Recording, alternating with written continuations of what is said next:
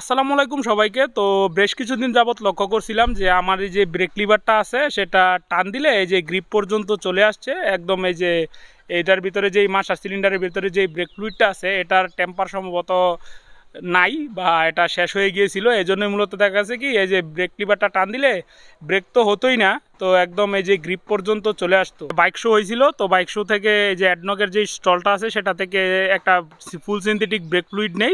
এটা হচ্ছে ফুল সিনথেটিক একটা ব্রেক ফ্লুইড .4। ব্রেক ফ্লুইডটার পারফরমেন্স কেমন বা আপনাদেরও কি এই ব্রেক ফ্লুইডটা কেনা উচিত কিনা বা আপনাদের বাইকের যে ব্রেক ফ্লুইডটা আছে এটা কত কিলোমিটার পর চেঞ্জ করবেন, মূলত এই নিয়েই থাকছে আজকের ভিডিওটি। প্রত্যেকটা বাইক কোম্পানির ইউজার ম্যানুয়াল অনুযায়ী প্রত্যেক 2 বছর পর বা 20,000 কিলোমিটার পর পর বাইকের ব্রেক ফ্লুইডটা চেঞ্জ করে নেওয়া উচিত। ব্রেক ফ্লুইডটি কিনে আনার পর আমি কি করি, এই বাইকটি নিয়ে সার্ভিস সেন্টারে যাই এবং যাওয়ার পর যখন ব্রেক ফ্লুইডটা চেঞ্জ করি তখন দেখি যে মাস্টার সিলিন্ডারের প্রেসার নাই। ব্রেক ফ্লুইড চেঞ্জ করার পর আমার কোনো জিনিস ভাই ক্যাচাও ছাড়া হয় না। টেকনিশিয়ান ওনার ভাই এখানে কোনো দোষ নাই, কোনো দোষই ওনার নাই, উনি যথেষ্ট চেষ্টা করছে।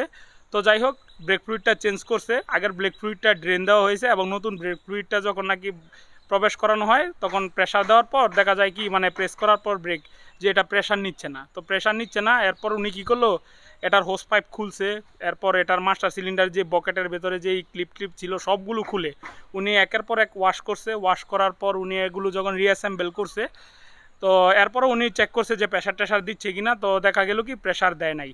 তো দেওয়ার পর কি করছে উনি, কি করছে যে ব্রেক ফ্লুইডটা কিছু পরিমাণে এটাতে ভরে দিয়েছে এবং বলছে যে আমার যেই মাস্টার সিলিন্ডারটা সেটা চেঞ্জ করে নেওয়ার জন্য। তো আমি জিজ্ঞেস করেছিলাম যে ওনাদের কাছে এটা আছে কিনা, তো বললো যে আপাতত স্টকে নাই, কিছুদিন পর আসলে লাগাতে পারবো এবং এটার দামও নাকি অনেক মোটামুটি বেশি। তো তখন মন খারাপ নিয়ে আমি বাড়ি চলে আসছিলাম বা আসার পথে মানে অর্ধেক রাস্তায়, তো আমি বলি যে এটা যেহেতু কোনো কাজই করে না, তো আমি মনের খেয়ালে এটাকে প্রেস করতে করতে আসছিলাম।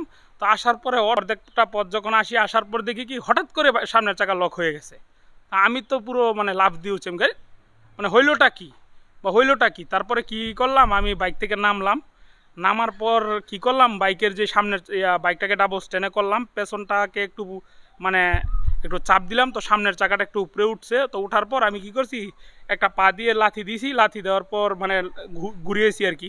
ঘোরানোর পর যখন ব্রেকটা প্রেস করার সাথে সাথে দেখি ধাম করে চাকা লক হয়ে গেছে। আমি কই তো আলহামদুলিল্লাহ, মানে আমার নষ্ট সিলিন্ডার ভালো হয়ে গেছে। তো যাই হোক, এটা সম্পূর্ণ কপালের ব্যাপার এবং আল্লাহ তাআলার রহমত। তো আমি আপনাদেরকে বলবো যে যারা নাকি হঠাৎ করে বাইকের ব্রেক ফ্লুইড চেঞ্জ করে .4 ব্রেক ফ্লুইডগুলো বাইকে প্রবেশ করাবেন, তো যদি আপনার সাথে সেম কেস হয় যে সাথে সাথে প্রেসার নিচ্ছে না, তো হুটহাট করে এটা চেঞ্জ করবেন না। ব্রেক ফ্লুইডটা আমি বাইক শো থেকে 260 টাকা দিয়ে কিনছি, কোনো কোম্পানি থেকে মাংনা দেওয়া হয় নাই বা এটা আমাকে স্পন্সার করা হয় নাই। যেই ব্র্যান্ডেরই কিনতে হবে সেটা মুখ্য ব্যাপার নয়, ভালো ব্র্যান্ডের, যেমন পেট্রোনাস আছে, তারপরে মতুল আছে, লিকুমলি আছে, আপনার মোবিল ওয়ান আছে, এরপর হচ্ছে আপনার অনেক ব্র্যান্ডের হ্যাবুলিনের আছে, অনেক ব্র্যান্ডের ব্রেক ফ্লুইডই কিন্তু পাওয়া যায়। ইয়ামা কোম্পানির আছে, সুজুকি ব্র্যান্ডের আছে, অনেক অনেক ব্র্যান্ডের। আপনার যেইটাই পছন্দ ওইটার .4টা বাইকে প্রবেশ করিয়ে দেখেন, তা দেখবেন যে আপনার ব্রেকিং পারফরমেন্স আপনি অনেক ভালো পাচ্ছেন। এই ব্রেক ফ্লুইডটার পারফরমেন্স আমি যদি বলি তাহলে 100তে 100 আলহামদুলিল্লাহ। 1050 টাকা দিয়েও ব্রেক ফ্লুইড পাওয়া যায়, তো ওইটা ব্যাপার না। আমি আপনাদেরকে বলবো যে ওই ধরনের সস্তা ব্রেক ফ্লুইড না কিনে এই ধরনের ভালো ব্র্যান্ডের .4 ব্রেক ফ্লুইডগুলো ব্যবহার করবেন। যদি ফুল সিনথেটিক হয় তাহলে তো সোনায় সোহাগা। তো দেখবেন যে আপনার বাইকের ব্রেকিং পারফরমেন্স খুবই ভালো পাচ্ছেন। তো এই তো ছিল মূলত আজকের ভিডিও এবং এই যে এটার যে রিভিউটা খুবই ভালো ভাই, আমি মানে শতভাগ সন্তুষ্ট আলহামদুলিল্লাহ। খুবই ভালো একটা মানে প্রোডাক্ট বলে আমার কাছে মনে হইলো। 260 টাকা দিয়ে কিনছি খোলা বাজারে। আমি জিজ্ঞেস করেছিলাম এটার দাম, আমার কাছে 400 টাকা চাইছে, 400।